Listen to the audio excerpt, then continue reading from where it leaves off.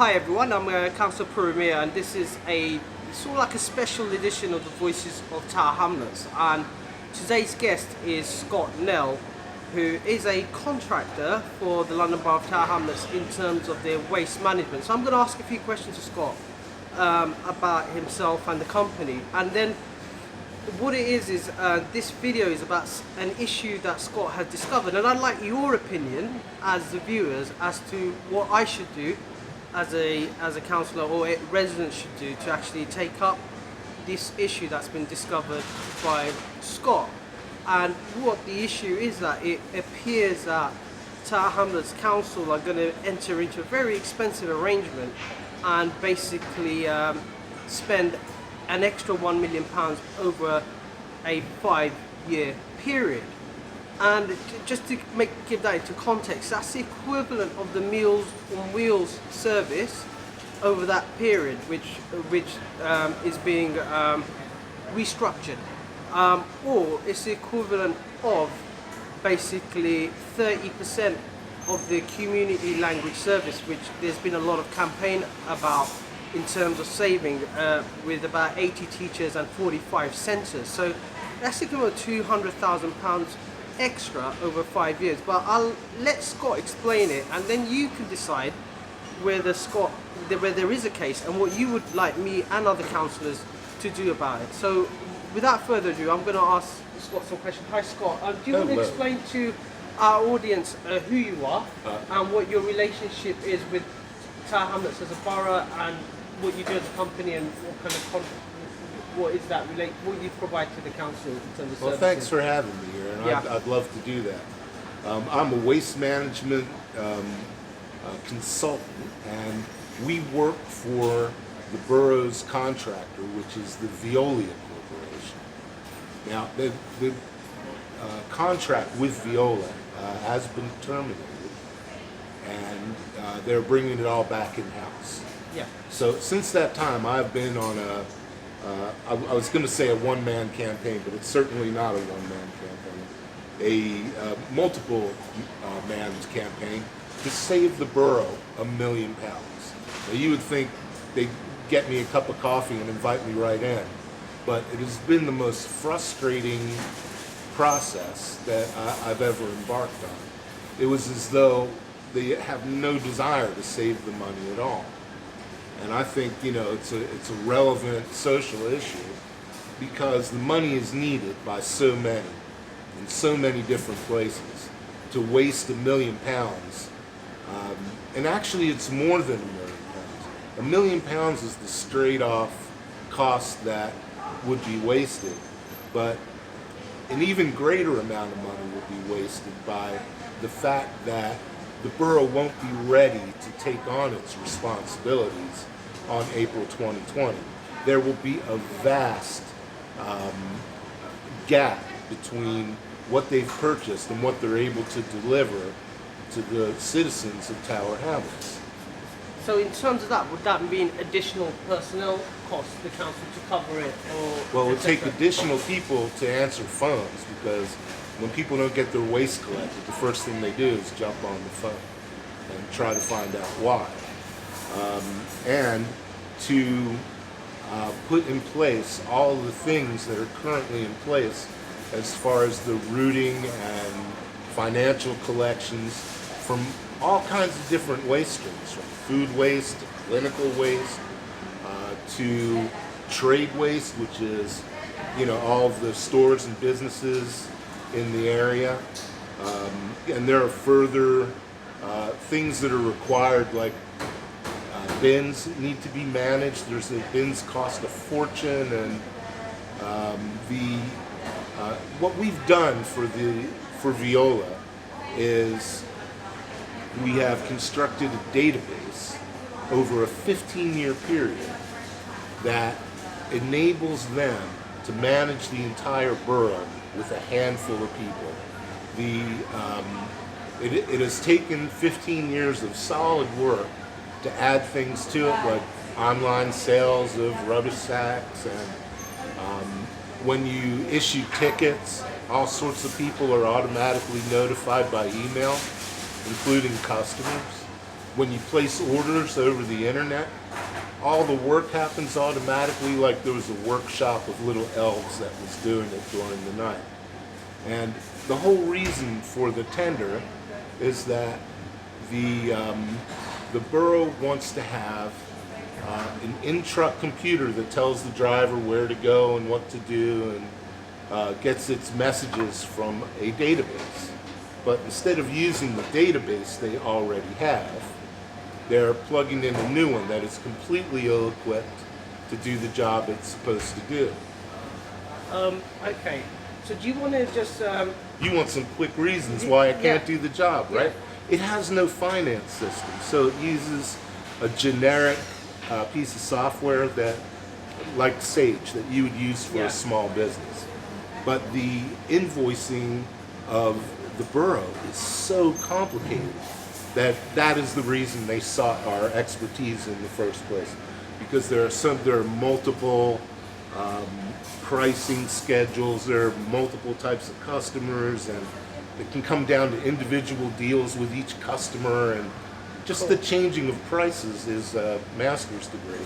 So basically what happened is the council is bringing the service in-house, and instead of basically renewing the contract with Scott, they're basically opting for a more expensive option in terms of managing their rubbish and accounting system, and basically it's going to cost over £1 million just the baseline, and probably more in terms of loss of service and actually trying to get it up, and that's probably the equivalent of saving the entire community language service or Meals on Wheels or other services that matter. And we're, as a council, we're trying to basically reduce services, and it's kind of shocking that instead of sort of like cutting services we could actually save money. But Scott, do you want to just explain what happened in terms of when you tried to actually tender, obviously the council would have tendered for this new contract. Right. What happened, and what are you grieved about? Well, usually, you have to go through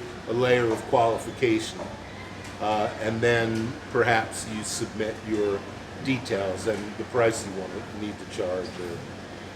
But with this, they created an extra layer of qualification. Was the first thing they did. The second thing they did was they only gave us, from the time they told us what to do, we were only given 48 hours to complete that, and it was quite complicated.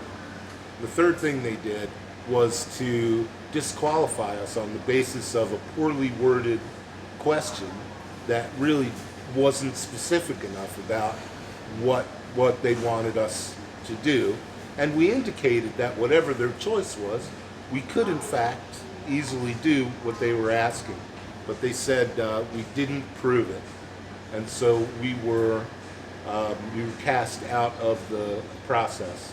I've been making phone calls for over a year to various people who probably regard me as quite a pest, trying to bring it to their attention that they could literally bring the contract in on Thursday and invoice on Friday if they did it right and planned out a strategy for switching over, and then they could plug their vehicle telematics aspirations into the database at the bottom without any trouble at all. What they have would adapt to anything on the market. So basically, Cllr Hamlets, over the years, the rubbish service has collected information as to how rubbish is generated and what's the best way to collect the rubbish, and also basically account for that.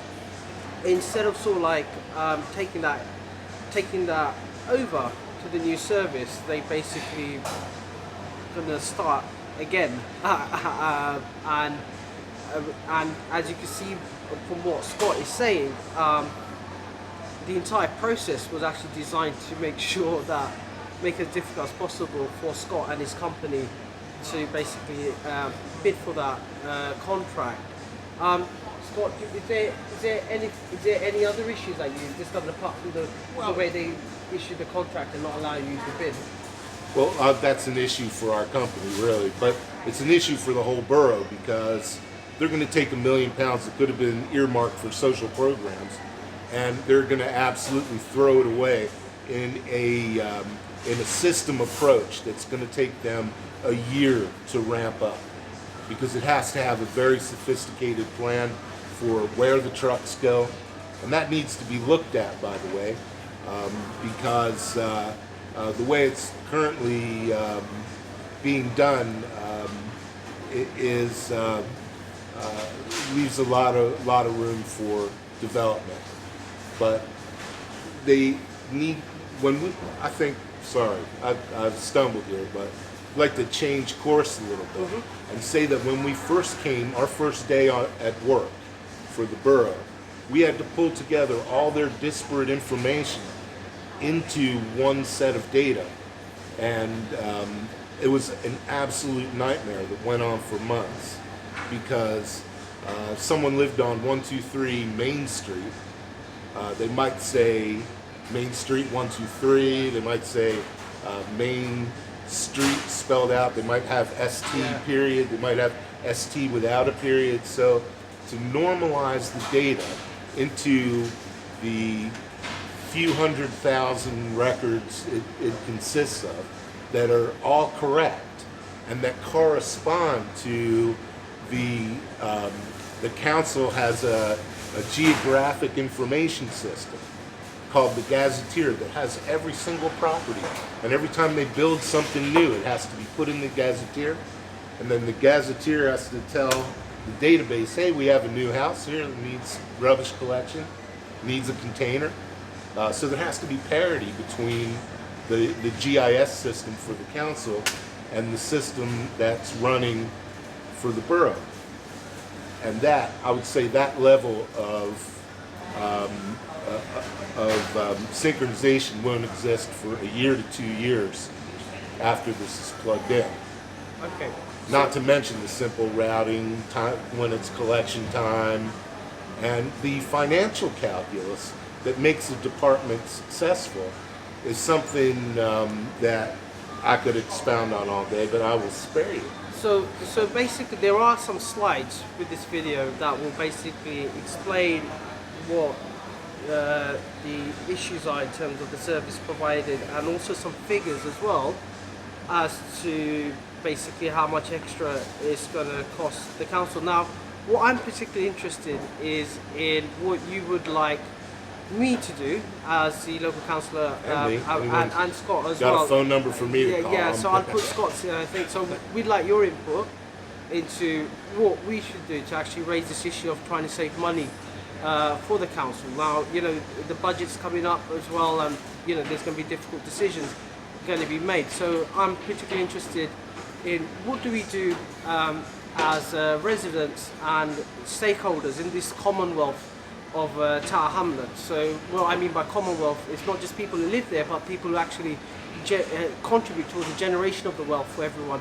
What do we all do about this when this situation comes about and brought to our attention? And this is brand new territory. Do we basically put up a petition to full council to get more questions? Do I basically write to the council administration asking them to stop the process and basically retender or relook it again? So what it is with this video, obviously there are some material, and I like your comments as well, and you could basically drop me an email or drop me a text or a WhatsApp as to what you think I should do or what Scott should do to actually try to get what Scott believes is trying to save money. Yeah, First, we got the database that took 15 years to build, and it's got special facilities for truck routing, container tracking, commercial container tracking. It's got recycling capabilities. It deals with food waste and clinical waste, and it has a built-in accounting system so that every time it opens a service item, it opens an invoice, and it keeps meticulous track of how much it costs to do everything in your business. And every truck can have its own accounting statement for the day. So you can see truck to truck, day to day, where the business is getting hurt and where they're doing well. So 15 years to build this, and what they're doing with their process is throwing the baby out with the bathwater, and they want to spend a barrel, an absolute barrel of money. The thing that is unique about our database is that it's run in pictures. So that when you look up a business, and I have Charlie's Cafe here, you can see, oh, he's got one container and he's picked up on Tuesday, and you can click on the truck route and you can drill down into further information in the database. All the costs are detailed, the customer's contract is detailed, and comments from staff are telling this one that his bin's always blocked. So for somebody to get all this information from one system under our new big purchase is impossible, because there'll be a logistic system with no financial information. And here we have a fella saying, how much did we charge? And then we'll have a customer accounting system that has no logistic information, and it's got an operator saying, how many bins does he have? And the good old CRM system, which doesn't have hardly any information. And there's your fella down there saying, how are we going to solve this problem? The thing is, it creates more users that have smaller access. And usually you need somebody who can look in, see that the bill's been paid, see that the service is needed, or see that the service has been denied because the man hasn't paid his bills in 100 years. Whatever, when all that information is on one screen, the process becomes shorter. The answer is easier to see, and you need fewer problems or fewer people to deal. You do need fewer problems, but the way to get fewer problems is to have a management system in place that sees everything that's going on. Then you can tell other systems what's going on.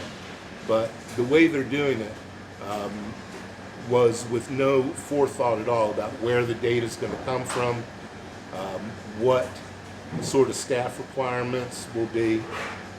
When the banks go from Windows 1 to Windows 2 or Windows 10 to Windows 11, they imply staffs of 10 to 20 engineers that have to go around the business and estimate what the cost of making this change is going to be. And the cost for a bank to upgrade Windows can be over £1 million. But they have skipped this step entirely and have not looked into what it will take to implement another solution from scratch. Cool. So those slides are going to be superimposed on this video. Again, let us know what you want to do. Thanks for watching this video. If you have any questions, my details and Scott's details are going to be at the end of the video. And once again, thank you for watching. Can I just say one more thing? Go fire away. And I know I've spoken a lot, but that we have offered use of this database free to the council since we've been here, and we've not gotten anyone to take us up on the offer. We especially tried hard with the enforcement department because we have all of the local knowledge of the waste management area. That's what a lot of the enforcement officers need to see so they can organize their work. And we've just not been able to get anywhere until I spoke to this man, and at least I feel like the problem is going to be heard now, and I will sleep a little easier at night. Yeah. But I'd sleep even better if some people were to help this to be looked at. Cool. So there's going to be additional information with this. Feel free to delve in, give your opinions, and let's take up the issue. And if anybody, and feel free to contact me as well, and you can do that through your counselor. And if anybody has any other similar issues, I'm happy to basically look into it and basically put it out there, and get the grassroots of Cllr Hamlets to give their views as to how we should basically take it forward. It's a new kind of politics. It's for the many, not the few. From the grassroots. Let's save them £1 million and build some homeless shelters. Yeah, so that's what it is. Let's save some money and let's see if we can do that. But thank you again, and thank you for watching this kind of special edition of the Voices of Cllr Hamlets. Thank you very much. Thank you.